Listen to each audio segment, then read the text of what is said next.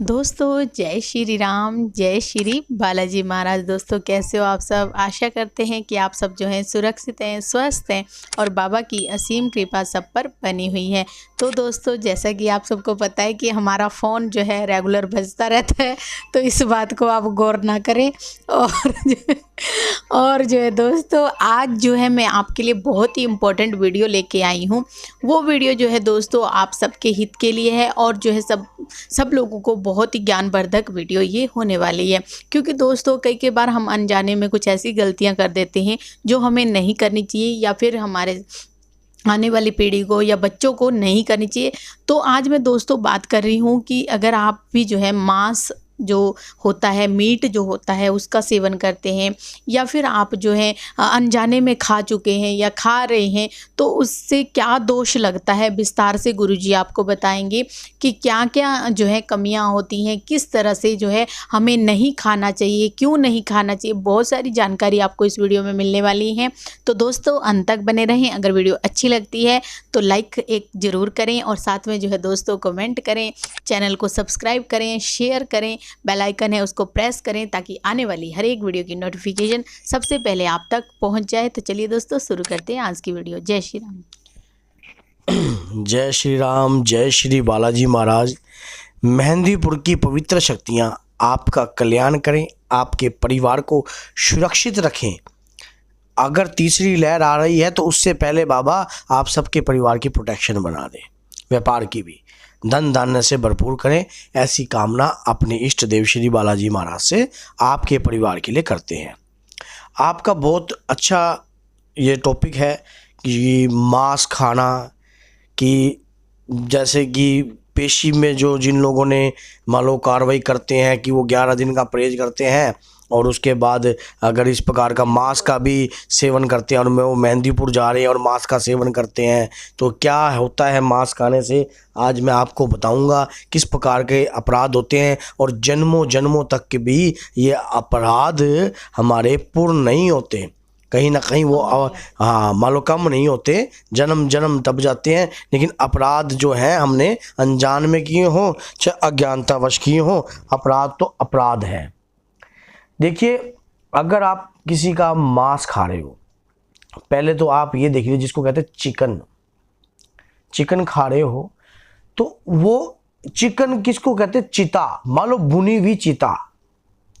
तो आप क्या अघोरपन नहीं कर रहे, आप भी एक अघोरपन कर रहे हो, आप भी एक सात्विक शक्तियों का आह्वान तो ना कर रहे हो, आप भी एक अघोरपन कर रहे हो। क्योंकि जब आप मेहंदीपुर से जुड़ गए हो या हनुमान जी के भक्त हो या कोई है, अब मैंने बहुत से लोगों को ऐसे मेरे पास फ़ोन आए तो मैंने कहा कि भैया हमारा मांस और इसका दारू का परहेज होगा। कि जी कहते जी मांस तो मैं कभी कभी खा लेता हूँ, वैसे मैं मेहंदीपुर तो जाता हूँ मैं निरंतर, मान लो 2-3 महीनों में, लेकिन कभी कभार पार्टी वगैरह में। भैया जब आप हनुमान जी को मान रहे हो तो हनुमान जी क्या इस प्रकार की चीज़ों का सेवन करते हैं क्या? तो आप किस दम पर इस प्रकार की चीज़ों का सेवन कर रहे हो? फिर कहाँ से आपके संकटों का निपटारा हो जाएगा? फिर आप कहाँ से इस प्रकार के संकटों को कटवा सकते हो? मांस मदिरे का सेवन नहीं करना चाहिए ये, और ये एक किस्म का अपराध है। इससे क्या होगा, आपके कुल के जो श्रेष्ठ पितर हैं वो भी आपसे नाराज हो जाएंगे। जिसको फिर बहुत से लोग कहते हैं जी हमारे तो पितर बंधे हुए हैं, पितर दोष है जी, हमारे तो कुंडली में पितर दोष है जी, हमारे तो घर में पितर दोष लगा पड़ा जी।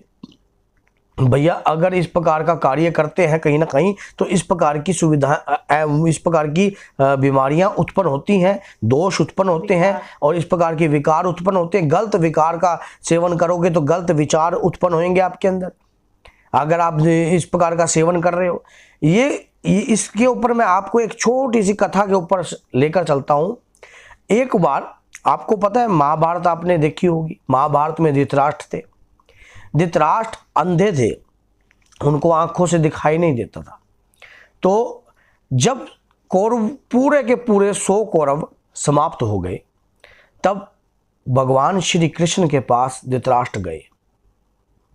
तो धृतराष्ट्र ने गुहार करी कि हे माधव, मुझे इस बात का ज्ञान नहीं है कि मैंने ऐसा अपने जीवन काल में कोई अपराध किया हो। जिससे मेरे 100 पुत्र हुए और मैं उन 100 पुत्रों को देख भी नहीं सका और उनकी सदगति भी नहीं करवा सका। तो इस प्रकार का उसके मन में विचार उत्पन्न हुआ। तो अब भगवान श्री कृष्ण ने, क्योंकि कहते हैं आप तो परमात्मा हो, सर्वशक्तिमान हो, आपकी इच्छा के बगैर, क्योंकि जब गीता का उपदेश चल रहा था तो धृतराष्ट्र ने भी उस गीता के उपदेश का सेवन किया था, क्योंकि संजय अपने मुख से बता रहा था कि भगवान श्री कृष्ण का जो रूप है वो बहुत ही अलग है, क्योंकि संजय के पास वो आंखें थी जो उसने उस प्रकार के दर्शन प्राप्त करे। तो उसी प्रकार से जो उसने पूर्ण ज्ञान जो धृतराष्ट्र को दिया, तो इसी प्रकार धृतराष्ट्र जब गया तो उन्होंने इस प्रकार का कार्य बताया, तो कि ऐसा मुझे बताइए प्रभु कि मेरे जन्मों में ऐसा कौन सा अज्ञानतावश भूलवश मैंने ऐसा पाप कर दिया। तब उन्होंने कहा कि ऐसा पाप आपने, उन्होंने देखा कि इनके तकरीबन 90 या 92 95 जन्मों में पाप पुण्य बराबर हो रहे हैं। 99वां जन्म था, 99वां जन्म के अंदर कहीं ना कहीं एक अपराध उत्पन्न हुआ था, वो भी अपराध अज्ञानतावश था। वो अपराध क्या था कि धृतराष्ट्र कहीं ना कहीं उस जन्म के अंदर मछुआरों का राजा था। उसके राज्य के अंदर एक निसंतान दंपत्ति थी, जो कि जिनकी कोई बच्चा नहीं था, वो गरीब उसके राज्य में रहते थे। तो वहाँ पर जो वहाँ का जो मछुआरा था, धृतराष्ट्र का जो उसके राज्य में जो रहता था, वो अपना जो लालन पालन करता था तो जीव जंतुओं को मारकर करता था, अपना पेट भरता था। कभी पक्षियों को मार दिया, कभी किसको मार दिया। जो उस मछुआरे की पत्नी थी और कभी मछलियाँ खा ली, तो कभी मछुआरे की पत्नी थी वो निसंतान थी, उसके कोई संतान नहीं थी। तो उसने क्या कहा, उसने वो पेट अपना भर रहा था और एक दिन आकाशवाणी हुई कि हे दुष्ट, तेरी पत्नी तो कंदमूल खाकर अपना जीवन व्यतीत करती है और इन जीव जंतुओं को अपनी संतान समझती है, और तू इस प्रकार का सेवन करता है, तो लालत है तेरे ऊपर। तो उसी दिन से उस मछुआरे ने छोड़ दिया, धनुष बाण तोड़ दिया और वो अपनी पत्नी के पास गया। उसके आंगन में तकरीबन कबूतर आते थे, जिनको वो अपना पुत्र मानती थी, अपने पुत्र वो समझती थी उनको, और कहती थी कि मैं इनके लिए दाना घेरती हूँ, यही मेरे पुत्र है और यही मेरे सब कुछ है। तो उस मछुआरे ने कहा कि आज से तू, ये तेरे भी पुत्र है तो मेरे भी पुत्र हैं, मैं भी इनको दाना घेरूंगा, और क्यों ना हम मैंने जो पाप किए हैं उसका मैं पश्चाताप करने चला जाऊं। तो पश्चाताप करने के लिए एक दिन वो अपना, कहते हैं हम 4 धाम की यात्रा चलते हैं, तो वो 4 धाम की यात्रा पर मान लो यात्राओं में चला गया। तो जितना यात्राओं में गया तो धृतराष्ट्र के पास, जो कि मछुआरे के राजा था मछुआरों का, तो गया कि उन्होंने कहा कि हे प्रभु, हमारे ये पक्षी हैं, तकरीबन 100 पक्षियों के करीब थे, और ये अनाज है, कुछ अनाज है, जो कोई कमी पेशी रह गई तो हम आकर पूर्ण कर देंगे। हम यात्रा करने जा रहे हैं और आप इनका सेवन कीजिए, क्योंकि मान लो लालन पालन कीजिए। सॉरी, मैंने गलत बोल दिया था कि मान लो आप इनका लालन पालन कीजिए। पहले क्या होते थे, अगर कोई संपत्ति आपके पास होती थी तो राजा के पास आप उनको रख सकते थे, गिरवी नहीं रख सकते थे, और वो सुरक्षा के लिए। तो वो तीर्थ यात्रा पे चला गया तो तुरंत उसको, जब एक दिन राजा का स्वास्थ्य बिगड़ गया, तो जब स्वास्थ्य बिगड़ गया तो जब वैद्य आया, वैद्य ने चेक किया तो उन्होंने कहा कि राजा का स्वास्थ्य सिर्फ खाने पाने के कारण बिगड़ा है, कुछ ऐसा बनाइए जो इनका स्वास्थ्य और भी ज़्यादा बढ़िया हो जाए, मान लो टेस्ट बन जाए। तो अचानक ही क्या हुआ, जो उस समय रसोइया होता है, तो जो खाने का कार्य होता है रसोई के अंडर में ही होता है, चाहे वो पक्षी हो, चाहे वो जीव जंतु हो, चाहे वो राजा हो, चाहे वो प्रजा हो। तो उसने सोचा कि ये पक्षी मारने के लिए लाए गए हैं। उसने क्या करा, उसको मरोड़ा और बढ़िया तरीके से राजा के सामने पेश कर दिया।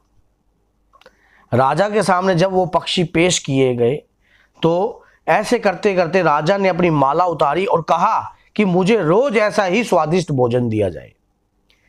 वो तो रसोइया तो खुश हो गया कि मुझे तो ये माला वगैरह जो मिली है, इस प्रकार का जो सिस्टम मिला है, वो तो बड़ा अंदर से गार्डन हो गया मन उसका, बड़ा है। अब उसने मन में देखा कि ऐसा मैं अगर रोज भोजन पेश करूंगा तो रोज ही मुझे इस प्रकार का उपहार मिलेगा। अब उसने करते कराते भैया 100 के 100 जो कबूतर थे मार के खिला दिए। तो यात्रा करके जब मछुआरा और मछुआरन आए तो उन्होंने राजा से गुहार करी कि प्रभु अब हमें लालसा हो रही है अपने पुत्रों को देखने की, हमारे जो पुत्र हैं वो हमें दे दो। तो उन्होंने कहा कि भैया इनके वो पुत्र लाने चाहिए। राजा को नहीं पता इस बात का कि उन पुत्रों को मैं खा चुका हूं। तब जाकर वो जब रसोइयों को, राजा ने सैनिक को ऑर्डर दिया, वो रसोइयों के पास गए, रसोइया आकर दरबार में खड़ा हो गया। अब कहता कौन से वो, कहते वो तो मैंने आपको मार के खिला दिए। जब मार के खिला दिए तो उस समय क्या हुआ कि जो वहां पर मछुआरन थी उसने श्राप दिया कि क्या तू अंधा है, क्या तुझे इतना नहीं पता कि तू क्या खा रहा है, और तुझे उस चीज का पता नहीं लगा कि तू किस चीज का सेवन कर रहा है। जा, मैं तुझे श्राप देती हूं कि तू अंधा होगा और तेरे 100 पुत्र होंगे, और जिस पक्षियों के मांस से तूने सेवन किया है उसी पक्षियों का मांस तेरी पत्नी के गर्भ से उत्पन्न होगा। और तो दोस्तों यही बात हुई जब गंधारवी ऐसी कुछ नाम था, गंधर्वी ऐसी, हाँ गंधारनी, हाँ। मालूम नहीं, गंधारनी नहीं थी, कुछ ऐसे ही नाम था, मेरा स्लिप हो गया दिमाग से। चलो, कौरवों की माता के मांस का टुकड़ा उत्पन्न हुआ, क्योंकि शंकर भगवान के वरदान के अनुसार उसे 100 पुत्रों की प्राप्ति होनी थी। तो वो मांस का टुकड़ा हुआ उत्पन्न। तब उन्होंने कहा ये क्या है। तब वेद व्यास ऋषि जी ने उसे 100 हांडियों में डलवाकर 100 पुत्रों की उसके अंदर उत्पत्ति कर दी। तो इस प्रकार 100 कौरव उत्पन्न हुए।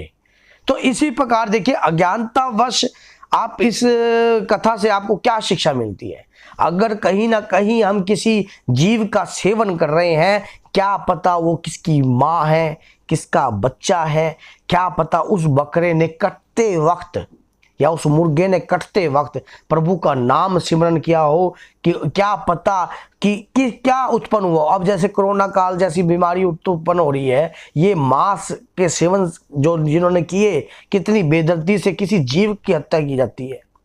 अगर आप बुरा ना मानो तो एक बार सोच के देखो, अगर कहीं ना कहीं हमारे पुत्र को काटा जाए हमारे सामने, क्या हम बर्दाश्त करेंगे? क्योंकि वो जीव है तो वो बर्दाश्त कर रहे हैं। कर्म इंसान का गिना जाता है, ना कि जीव का गिना जाता है। तो इस प्रकार का सेवन ना करें। मांस खाने से आपके पितर, आपके कुल, आपके देवी देवता भी आपसे रुष्ट होते हैं। अगर आप मेहंदीपुर के भक्त हो, बालाजी महाराज के भक्त हो, तो इस प्रकार का मांस का सेवन ना करें। ये मैं आपको बता रहा हूं, क्योंकि ऐसा करने से आपके घर में संकट घटते नहीं, दूना बढ़ेंगे और भी ज्यादा बढ़ेंगे। तो इसी प्रकार गंधार नरेश था राज्य, उसकी वो नाम था, मैं नाम तो मेरा क्वेश्चन मार्क तो कर गया, लेकिन स्लिप हो रहा है, नाम याद है मुझे। चलो कोई बात नहीं, आपको याद हो तो आप कमेंट बॉक्स में लिख देना, यही आपका क्वेश्चन है आज का।